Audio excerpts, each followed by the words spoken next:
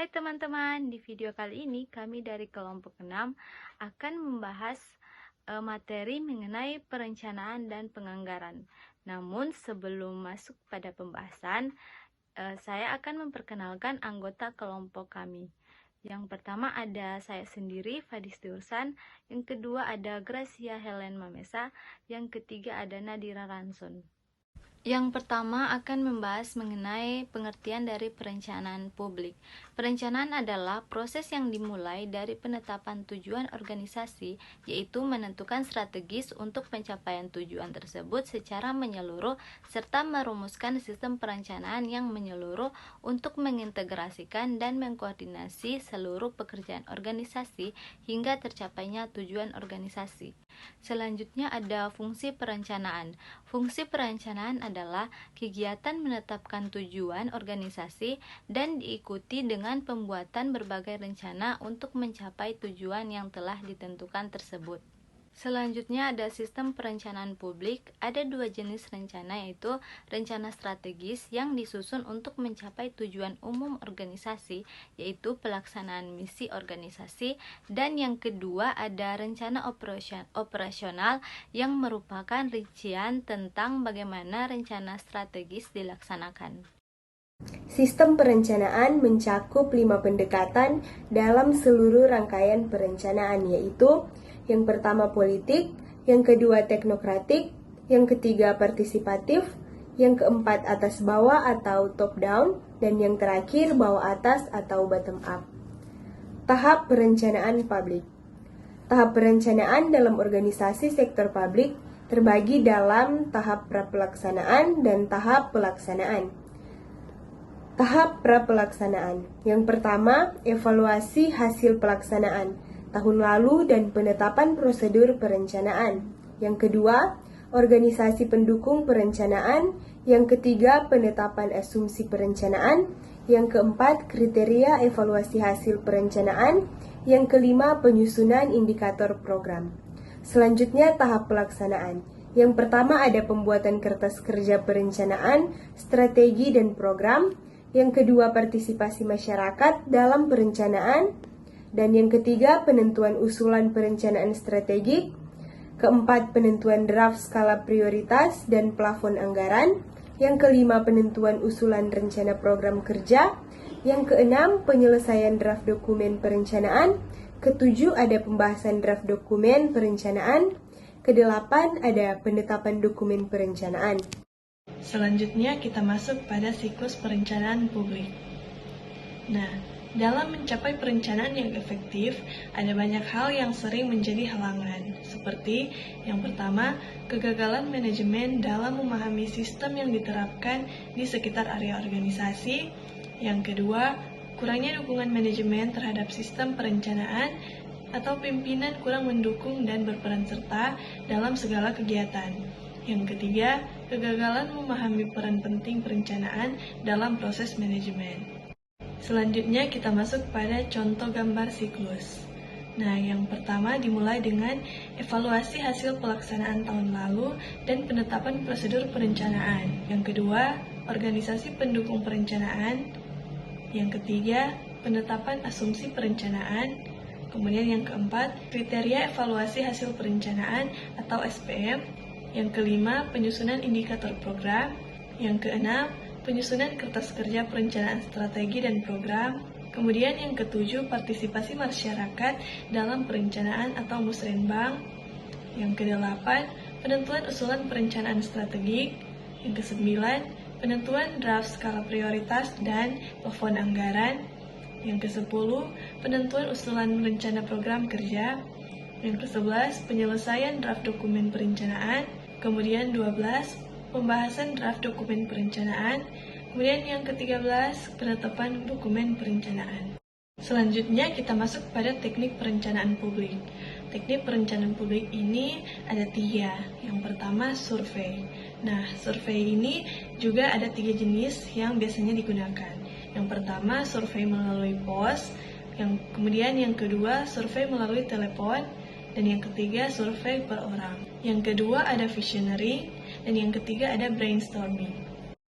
Selanjutnya, ada 5 ragam tingkat perencanaan. yaitu yang pertama, perencanaan komprehensif. Perencanaan komprehensif dalam lingkup geografis biasanya berupa wilayah organisasi secara keseluruhan. Skala waktunya biasanya jangka panjang dan unsurnya tertuju pada demografi, pembangunan ekonomi, transportasi, pembangunan lahan, fasilitas masyarakat, dan lain-lain. Yang kedua, perencanaan sistem. Perencanaan sistem mengukur kebijakan dan program untuk jaringan kerja khusus dari fasilitas masyarakat seperti sistem pembuangan limbah. Yang ketiga, perencanaan daerah. Perencanaan daerah biasanya sesuai dengan subjek dalam perencanaan komprehensif. Dalam bentuk yang lebih detail dan lingkup geografis yang terbatas, perencanaan berfokus pada salah satu bagian dari daerah bersangkutan. Yang keempat, perencanaan subsistem. Perencanaan subsistem merupakan perencanaan yang secara teknis lebih detail untuk subsistem dari fasilitas komunitas secara luas. Dan yang terakhir, perencanaan tempat. Nah, perencanaan tempat merupakan perencanaan untuk menentukan tempat atau komponen khusus dari fasilitas komunitas secara luas, seperti perawatan tumbuhan atau perpustakaan. Yang pertama itu ada pengertian anggaran. Menurut Freeman, anggaran adalah sebuah proses yang dilakukan oleh organisasi sektor publik untuk mengalokasikan sumber daya yang dimilikinya kepada kebutuhan-kebutuhan yang tidak terbatas, atau the process of allocating resources to unlimited demands. Selanjutnya ada 7 fungsi anggaran. Yang pertama, alat perencanaan. Nah, alat ini adalah agar organisasi tahu apa yang harus dilakukan dan ke arah mana kebijakan dibuat. Yang kedua, ada alat pengendalian. Alat ini untuk menghindari pengeluaran yang terlalu besar atau penggunaan dana yang tidak semestinya. Selanjutnya ada alat kebijakan. Nah, alat ini agar organisasi dapat menentukan arah atas kebijakan tertentu. Selanjutnya ada alat politik. Alat ini merupakan komitmen pengelola dalam melaksanakan program yang dijanjikan. Terus selanjutnya ada alat koordinasi dan komunikasi. Alat ini agar bagian atau unit kerja yang lain dapat mengetahui apa yang harus dilakukan dan apa yang akan dilakukan. Selanjutnya ada alat penilaian kinerja, yaitu ukuran apakah suatu bagian atau unit kerja telah memenuhi target yang ditetapkan. Yang terakhir ada alat motivasi. Nah, alat motivasi ini adalah alat komunikasi yang dijadikan nilai-nilai nominal yang tercantum dalam target pencapaian. Selanjutnya, ada beberapa prinsip penyusunan anggaran. Yang pertama ada otorisasi oleh legislatif. Nah, anggaran publik harus mendapat otoritas dari legislatif terlebih dahulu sebelum eksekutif dapat membelanjakan anggaran tersebut. Selanjutnya ada komprehensif atau menyeluruh. Nah, anggaran ini harus menunjukkan semua penerimaan dan pengeluaran pemerintah. Oleh karena itu, adanya dana non-budgeter pada dasarnya menyalahi prinsip anggaran yang bersifat komprehensif. Selanjutnya ada keutuhan anggaran. Nah, keutuhan anggaran ini semua penerimaan dan belanja pemerintah harus terhimpun dalam dana umum. Selanjutnya ada non-discretionary appropriation. Nah, jumlah yang disetujui oleh Dewan Legislatif harus termanfaatkan secara ekonomis, efisien, dan efektif. Selanjutnya ada periodik. Nah, anggaran ini merupakan suatu proses yang periodik, bisa bersifat tahunan maupun multitahunan. Selanjutnya ada akurat.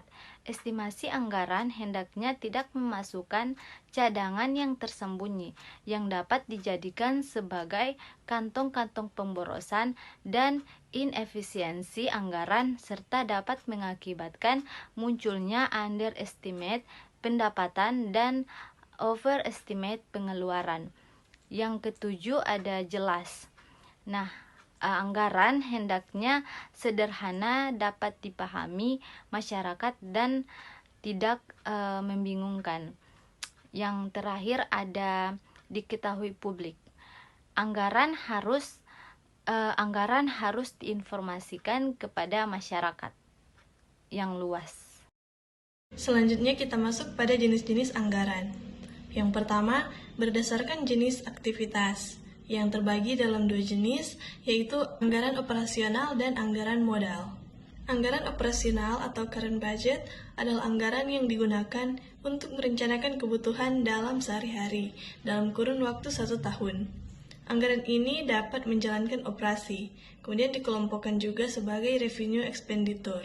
Sedangkan anggaran modal atau capital budget adalah anggaran yang menunjukkan rencana jangka panjang dan pembelanjaan atas aktivitas tetap seperti gedung, peralatan, kendaraan, perabot, dan sebagainya. Yang kedua, berdasarkan status hukumnya, yaitu anggaran tentatif dan anggaran enacted. Anggaran tentatif ini adalah anggaran yang tidak memerlukan pengesahan dari lembaga legislatif karena kemunculannya yang dipicu oleh hal-hal yang tidak direncanakan sebelumnya. Nah, sedangkan anggaran enacted adalah anggaran yang direncanakan, kemudian dibahas dan disetujui oleh lembaga legislatif. Kemudian yang ketiga, berdasarkan tujuan penggunaan dana, yaitu anggaran dana umum dan anggaran dana khusus. Nah, anggaran dana umum ini adalah anggaran yang digunakan untuk membiayai kegiatan pemerintahan yang bersifat umum dan sehari-hari.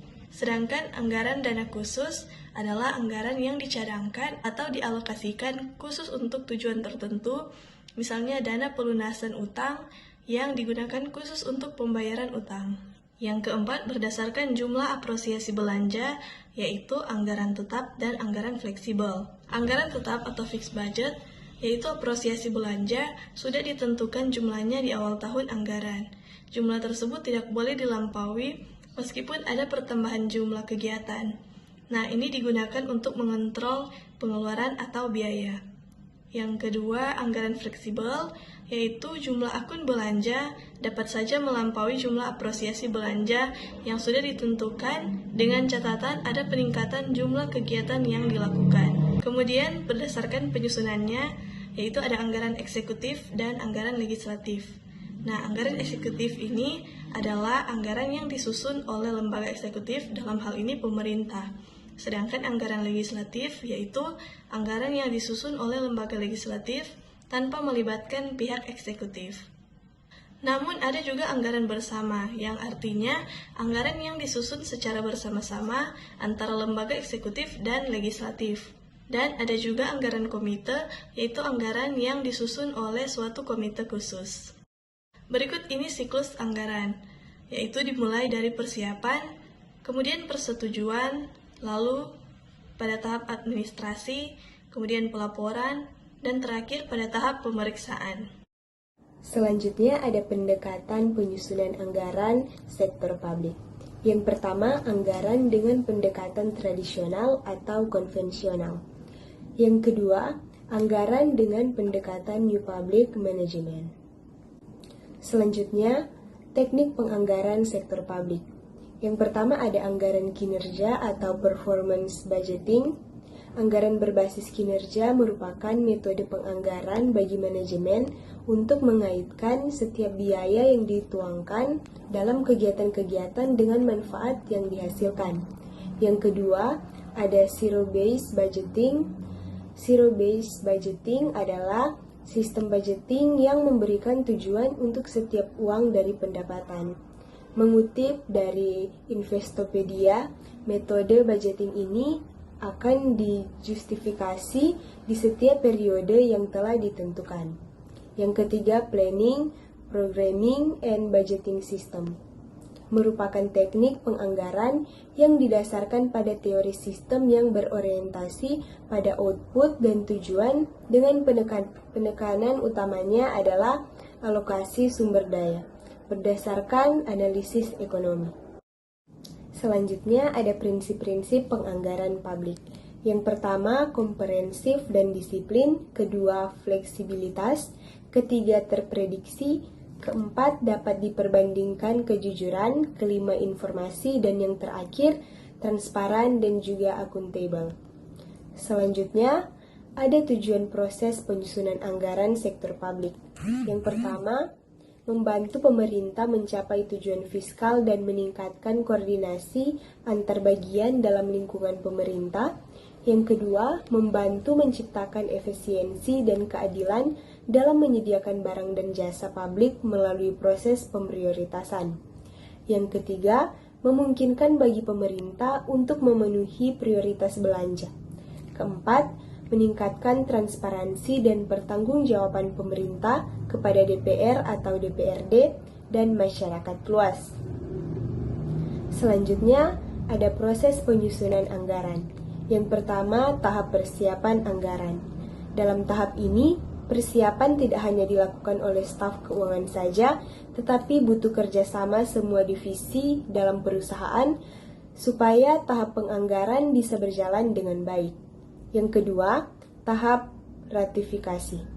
Merujuk pada Undang-Undang Nomor 24 Tahun 2000, ratifikasi adalah salah satu bentuk pengesahan perjanjian internasional di mana negara yang mengesahkan turut menandatangani naskah perjanjian tersebut.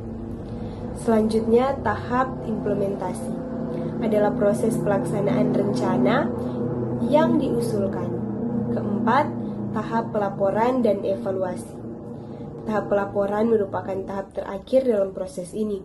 Perencanaan evaluasi adalah menguraikan strategi mengenai cara mendapatkan dan menganalisis data yang dapat membantu meningkatkan efektivitas dari suatu evaluasi program yang ada. Nah, itulah pembahasan dari kelompok kami mengenai perencanaan dan penganggaran. Semoga bisa dapat bermanfaat. Sekian, terima kasih.